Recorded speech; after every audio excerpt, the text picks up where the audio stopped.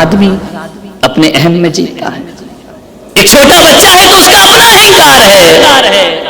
एक छोटा बच्चा जो माँ की गोद में रहता है ना, यदि माँ उसे प्रेम से दूध ना पिलाए तो मुंह भी फेर लेता है, ध्यान रखना। विचार करो, जब तक चुटकी नहीं बजाएगी, पैर नहीं हिलाएगी, सिर नहीं सहलाएगी, तब तक बच्चा दूध पीता। गुस्से में पिला के दिखाना, कहेगा नहीं पीना, ध्यान रखना। एक छोटा सा बच्चा भी समझता है, उसका भी अपना ईगो है। उठाओ तो प्रेम से उठाओ, चुटकी बजाकर उठाओ, मेरा बेटा, मेरा लल्ला, मेरा बच्चा, मेरा बाबू। समझ गए कि नहीं? पति वाला बाबू नहीं, बच्चे वाला बाबू, ध्यान रखना। आजकल तो पति को ही बाबू कहते हैं, ध्यान रखना। सोचना, छोटी सी बच्ची का भी अपना अहंकार है, बड़ों का अपना अहंकार है, जवानों का अपना अहंकार है, किशोर का अपना अहंकार है, बूढ़ों का अपना अहंकार है, ध्यान रखना। अहंकार से बचो। मालूम है तुम्हारे मुंह में दांत कितने हैं? कितने दांत हैं? बाजी वाले के क्यों गिन रहे भाई? हैं 32 दांत है ना। जीभ कितनी है? कितनी जीभ है? दांत कब आते हैं? जन्म के बाद आते कि पैदा पेट से ही आते हैं? बोलो, कितने दिन बाद आते हैं? अरे बोलो ना महावीर, यार तुम्हारे बच्चे हुए हैं, तुम हमारे वाले महावीर थोड़ी हो बिना बच्चे वाले। कितने दिन में दांत आते हैं? साल भर में, 6 महीने में। देखो मुझे एक्सपीरियंस नहीं है, 8 महीने में। डीवी जी क्या बोले, अब तो जा रहे हैं महाराज, दांत आने की बात क्यों कर रहे हो? दांत जो आते हैं साल भर बाद आते हैं, 6 महीने में आते हैं, किसी के 8 महीने में आते हैं। तो एक बात याद रखना, आते बाद में है, उखाड़े पहले जाते हैं। बुढ़ापे में निकाल दिए। जीभ कितने बार बाद आती है जन्म के? बोलो, 7वीं आती है ना। कब निकाली जाती है? कभी नहीं, ध्यान रखना। दांत कठोर हैं, जो कठोर होता है अहंकार में होता है, वो बाद में आता है, वो पहले उखाड़ा जाता है। और जो जीभ होती है वह मुलायम होती है, वह सॉफ्ट होती है, जन्म से साथ आती है, मृत्यु तक साथ निभाया करती है, ध्यान रखना। जीभ कभी गिरती नहीं। हाँ, पकवान पे गिर जाए वो अलग चीज है, ध्यान रखना। जीभ कभी नहीं गिरती, दांत उखाड़ लिए जाते हैं। इसलिए एक सूत्र में आपको देता हूं, जो अकड़ता है उसको यमराज बहुत जल्दी पकड़ता है, ध्यान रखना। यमराज जल्दी पकड़ा, दांत कठोर है, यमराज बहुत जल्दी पकड़ता है उनको। दांतों की तरह कठोर नहीं, जिह्वा की तरह मुलायम बनने का जीवन में प्रयास करिए। अहंकार अकड़ में जीता है। एक बार क्या हो रहा था, एक बेलनाधार होता है, जानते हैं, जिसपे रोटी नहीं। अनिल जी तुम बड़ा एक्शन करके बता रहे कि रोज यही काम करते हो क्या? वो यूं करके बता रहे, पत्नी बाजू में है। पत्नी के लिए बताओ ना, तुमको क्या सिखाया इतने साल में? क्या बात है, बाल एक भी नहीं है, बहुत अच्छे तुम लगते हो मुझे। फर्क इतना ही होता है कि बचपन में मम्मी हाथ फेरती है तो बाल आते हैं, जवानी में पत्नी हाथ फेरती है तो बहुत प्यार है तुम दोनों में आपस में। प्यार का प्रतीक है। मेरी तरफ मत देखना, मैंने तो मेहनत से उखाड़े हैं, ध्यान रखना। किसी ने हाथ फेर के थोड़ी उखाड़ा है, ध्यान रखना। विचार करना है, सोचना है। अहम में जीता है आदमी, अकड़ में जीता है। बेलनाधार था, रोटी बेली जा रही थी, वो छोटे छोटे बनाते ना, क्या होता है वो? समझ गए ना? ध्यान रखना। उसको लेकर यूं यूं किया जा रहा था, रोटी घूम रही थी, गोल गोल गोल गोल, बढ़ते जा रही, बढ़ते जा रही, बढ़ते जा रही। उसने तवे से कहा, ओ काले कलूटे, ओ कालिया। तवे ने कहा, क्या हुआ? बोले, देख मैं कितनी गोरी हूं, मैं कितनी सुंदर हूं, मेरा रूप देखो, तू अपना देख, पूरा काला हो रहा है। तवे ने कुछ नहीं कहा, बेचारा चुपचाप। अब काला है तो है, चीकू काला, क्या कर सकते हैं, सरनेम काला। अब काला है तो है, अब क्या करे? गोरे बदन पे अकड़ रही थी रोटी, मैं गोरी हूं, मैं कितनी सुंदर, मैं कितनी मुलायम हूं, कितनी सॉफ्ट हूं। उसने कहा, देख मैं इतनी सी आई और बिलते बिलते इतनी बड़ी हो गई, और तबे तू देख काले कलूटे, जैसा है वैसा ही है। जब से आया है बन के कंपनी से, ना 1 इंच बढ़ता है ना 1 इंच कम होता है। तू कैसा है? मेरा जीवन देख, मैंने कितना विकास किया है। आटे के रूप में आई, लोहे बनी, लोहे बनने के बाद मुझे दबाया गया, फिर बेला गया, मैं इतनी से इतनी बड़ी हो गई। तभी ने कहा कोई बात नहीं बहन, मैं क्या कर सकता हूँ, मुझे अपनी औकात देख, अपनी जिंदगी देख। आग में तपते रहता है और काला का कलूटा बना रहता है, तेरा भी कोई जीवन है। तभी ने कहा बहन रोटी एक बात सुन जरा दिल से, तेरे जैसी हजारों रोटियां मुझसे ऊपर से आके चली गई हैं, ध्यान रखना। एक नहीं, तू ही अकेली नहीं, अपनी जिंदगी में तेरे जैसी हजारों रोटियां सेंकी हैं, और जो जो रोटी मुझ पर अकड़ी है ना, मैंने उनकी दुर्दशा थाली में देखी है। समझ में आ रहा कि नहीं आ रहा है? कि जब थाली में जाती है और तेरे कितने टुकड़े किए जाते हैं, तुझे तोड़ा जाता है, तुझे 4 टुकड़े किए जाते हैं, और जिनका दांत ना होना उनके लिए तुझे मसल दिया जाता है। देख गोरी रोटी, ज्यादा अकड़ने की कोशिश मत कर, मैं काला हूं लेकिन तेरे जैसी दुर्दशा मेरी होती नहीं है, ध्यान रखना। क्या औकात है तेरी? टुकड़े टुकड़े होते हैं तेरे अहंकार के, तेरी अकड़ के टुकड़े हो जाते हैं जब भी तू किसी की थाली में जाकर बैठती है। मैं जैसा था वैसा हूं और वैसा ही रहूंगा, ज्यादा मत अकड़ो, ध्यान रखना। किस बात पे अकड़ता है? एक पत्थर था, पहाड़ से गिरा, लुढ़कते लुढ़कते लुढ़कते लुढ़कते गुलाब के पौधे के पास पहुंच गया। कली ने देखा, मुस्कुराई, बोले पागल क्यों दर दर की ठोकरें खाता है?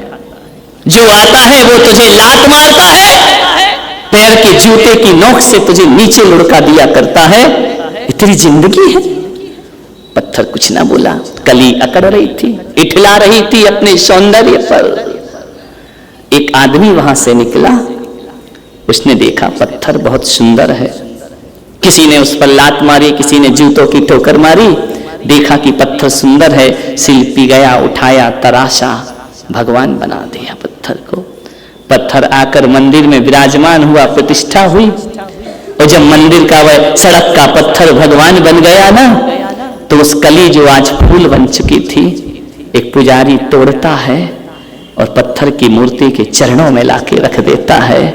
मूर्ति फूल को देखती है और कहती है कि देख फूल, कभी तूने मुझे व्यंग किया था ना, कभी मैं तेरे चरणों में पड़ी थी और आज तू मेरे चरणों में पड़ा है, जिंदगी इसी का नाम हुआ करता है, आज तू मेरे चरणों में पड़ा है। अरे देख कली, उस दिन बड़ी इठला रही थी ना कि तेरी क्या औकात है, कली देख तू चरणों में पड़ी हो, मैं दुनिया का भगवान बना बैठा हूं, सारी दुनिया मुझे। जिंदगी कब किस्मत कब करवट बदल ले कोई भरोसा नहीं, ध्यान रखना। हमने सुना है कि रातों रात लाखपति खाकपति हो जाते हैं, ध्यान रखना।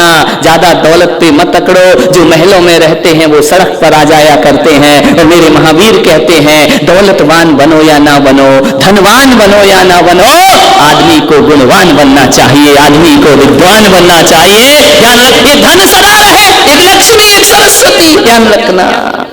लक्ष्मीवान मत बनो, सरस्वती पुत्र बनने का प्रयास करिए, क्योंकि हमने कई बड़े बड़े लक्ष्मीवानों को सड़क पे आते देखा है। महल बिक गए, झोपड़ी में आ गए, किराए के मकान में आ गए। लेकिन कभी तुमने ये सुना है कोई ज्ञानी अज्ञानी हो गया हो?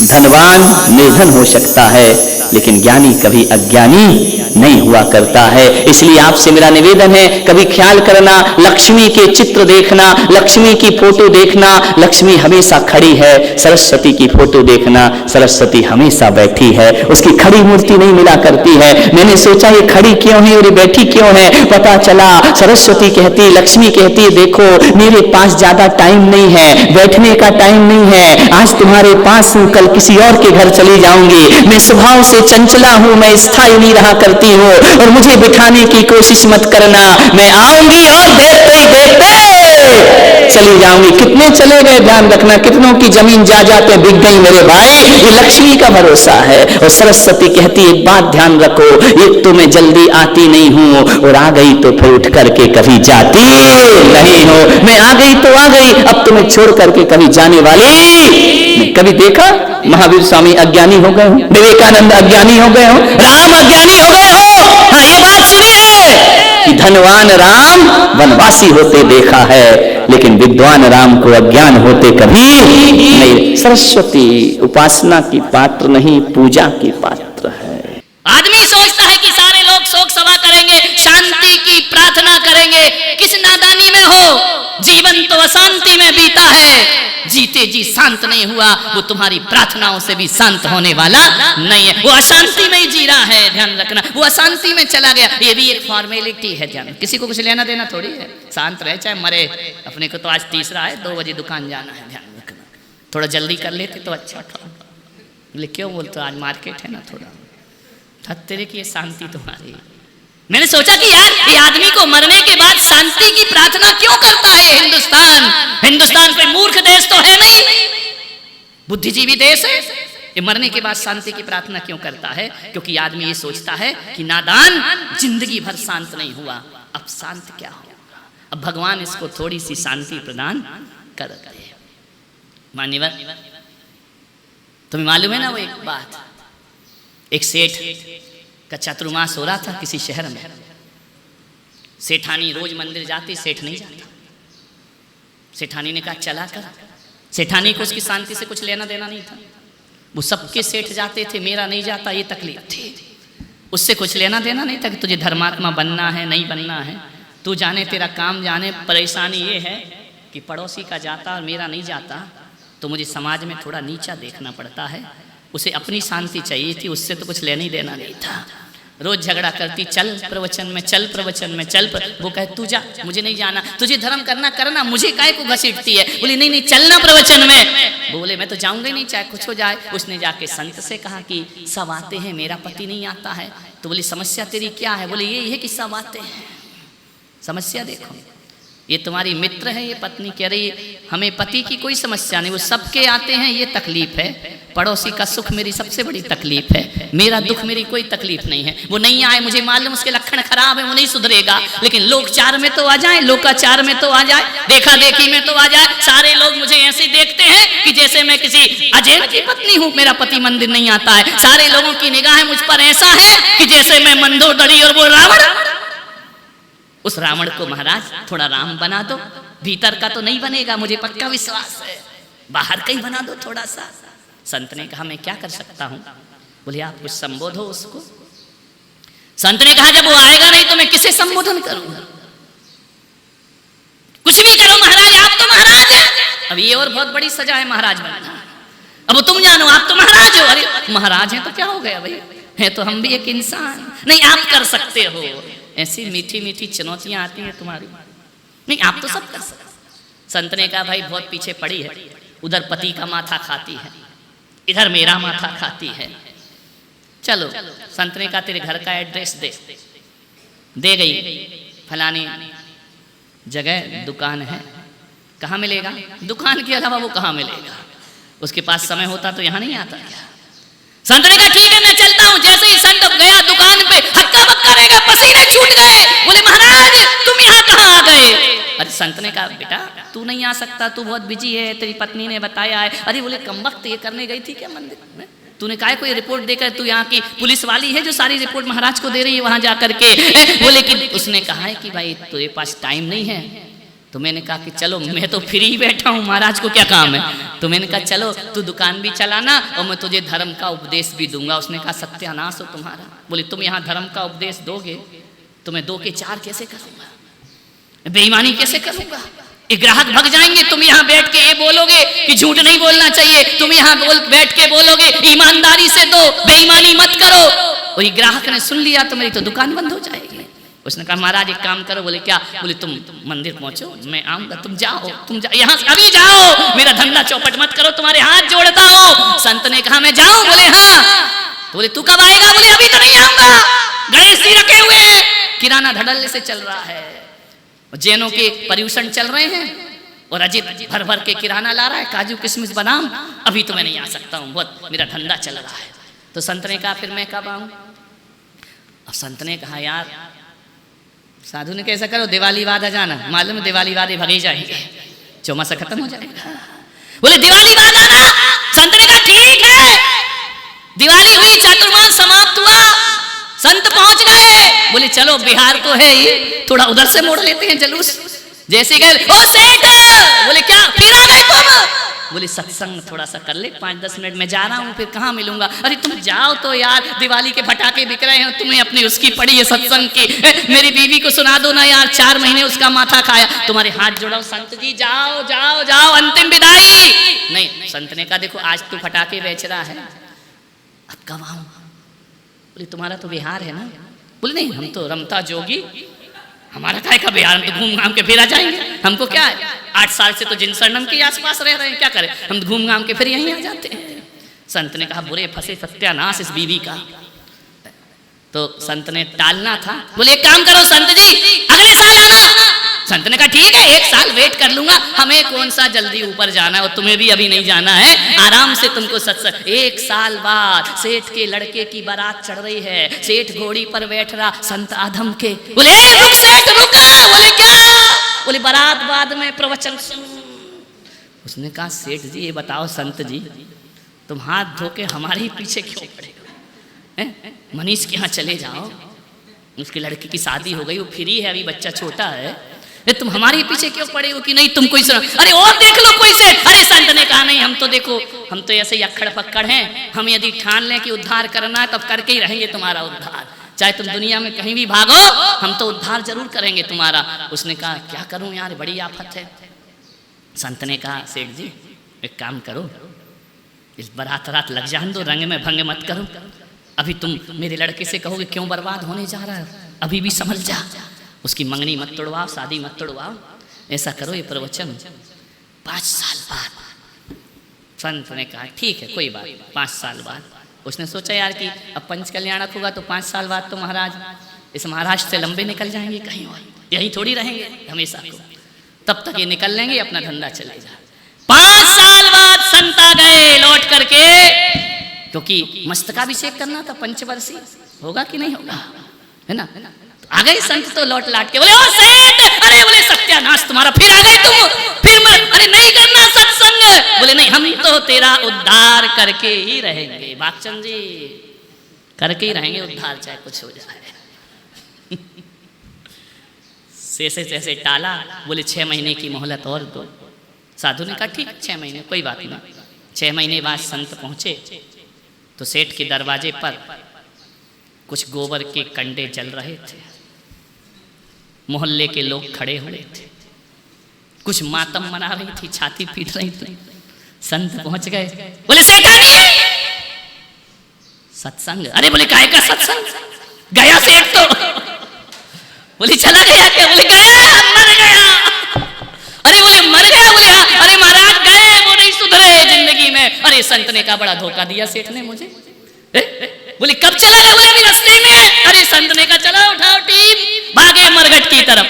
संत आगे आगे, संत पीछे पीछे, अर्थी आगे आगे। जैसे ही पहुंचे अर्थी पे और दुर्घटना घट गई, मालूम है क्या हो गया? अर्थी पे लिटाया जा रहा, लकड़ी रखी जा रही, जैसे ही लकड़ी मुंह तक आती, संत ने कहा ठहर जाओ। बोले क्या?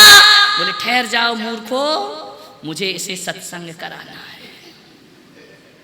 लोगों ने कहा महाराज या तो तुम्हारा दिमाग खराब है, तुम मर गया सत्संग करा रहे। बोले नहीं, अब ये कहीं भागेगा नहीं, अभी शांति से लेटा है, जीवन भर तो इसको शांति मिली नहीं है, अब ये शांति से लेटा है, अब जितनी देर कराना हो। अरे मरघट में जो गए तो उन्होंने कहा सत्यानाश, वो तो निपट गया, हमें काय को निपटाने में लगे हो, हमको तो जल्दी जाना है। बोले नहीं नहीं रुको रुको, इसको सत्संग करा दूं, मेरा संकल्प था कि इसको सत्संग जरूर कराऊंगा। लोगों ने कहा, देवसाले भी खड़े थे वहां, बोले यार जल्दी निपटाओ, हमको दूध आ रहा है, दूध की गाड़ी आने वाली है, तुम इसको सत्संग। बोले एक तरफ ले गए वो पकड़ के, महाराज हुमड़ जी आए, बोले महाराज महाराज रुको। बोले क्या है? बोले काहे को मुर्दों में समय बर्बाद कर रहे हो, ये क्या सत्संग सुनेगा? संत ने कहा हुमड़ जी जरा ध्यान से सुनो। बोले हाँ। बोले मैं इसे सत्संग जरूर सुनाऊंगा। तो बोले मुर्दा कभी सुनता है क्या? संत ने कहा तुम जिंदा हो ना? बोले हाँ मैं मुर्दे के बहाने तुम जिंदों को सुनाने आया हूं कि देखो इसको जीवन भर टाइम नहीं मिला और आज ये दुनिया से चला गया और तुम भी यही कहते कहते मर जाओगे, तुमको भी वक्त मिलने वाला। जीवन में कभी किसी को शांति मिलती है क्या? अरे जब तलक है जिंदगी फुर्सत न होगी काम से, और कुछ समय ऐसा निकालो प्रेम कर लो राम से, संयम में जीवन मनाओ। जैसे ये समय नहीं कहते कहते मर गया, वैसे तुम जिंदा लोग भी कहते कहते मर जाओगे, ध्यान रखना। और जिंदगी में कोई परिवर्तन आने वाला नहीं है। लोगों ने शोक सभा रखी, सेठ की आत्मा को भगवान शांति दे। मैंने कहा सेठ की आत्मा को भगवान शांति नहीं देगा, मैं मुर्दों को शांति नहीं, मैं तो जिंदों को शांति देने का प्रयास करता हूँ। विचार करिए, मैंने एक सभा में ऐलान किया कि जब मेरी समाधि हो जाए ना, होगी, उसमें डरने की क्या बात है, कराने को इतने सारे बैठे, ये सब बैठे ही तो हैं कि ये जाएं। और हमने भी कौन से इन्हें बनाए, हमने तो इसलिए बनाया कि भैया 4 तो चाहिए, है ना? हाँ, ये सब डायलॉग बाजी है, अंदर से तो पिंडदान करने को बैठे। विचार, मैंने एक सभा में अनाउंसमेंट कर दिया और आज भी कर रहा हूं, एक ना एक दिन तो समाधि होगी। कहां होगी ये मुझे नहीं पता, कब होगी ये मुझे नहीं पता, मगर होगी ये सत्य है। मैं अपने भक्तों से इतना ही कहकर जाऊंगा कि मेरी समाधि हो जाए तो मेरी समाधि के बाद मेरे लिए शांति की प्रार्थना मत करना, मेरे लिए शोक सभाएं नहीं रखना, क्योंकि ना तुम्हारे शोक में कोई दम है, ना तुम्हारी शांति की प्रार्थना में कोई दम है। ध्यान रखना। मैं इतना ही दुनिया से कहता हूं कि मेरी समाधि के बाद कोई भी मेरे लिए शांति का संदेश ना दे, कोई भी मेरी शांति की प्रार्थना ना करे, क्योंकि मुझे विश्वास है मैं अपनी शांति अपने साथ लेकर जाऊंगा।